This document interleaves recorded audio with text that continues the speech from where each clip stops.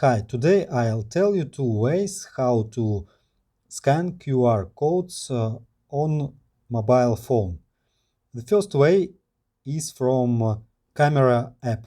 Enter in Camera app, then Settings in left upper corner, and then choose Scan QR codes.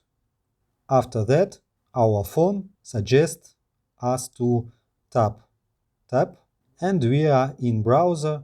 And if you haven't this function on your phone to scan QR codes, you can install mobile app from Google Play. Enter in Google Play, find QR code scanner and choose any app. For example, this. Install, then open. We can scan using camera while using the app and tap open link. That's okay. And also we can scan from QR code picture. Tap picture and then choose, for example, Google Photos. Photos, choose our picture, allow, and we see our link to web page. We can open this link.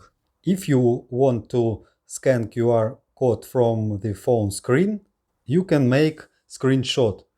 For this, we must push off and volume low buttons in one moment. It was screenshot, and then this screenshot will be in your pictures in Google Photo or Gallery.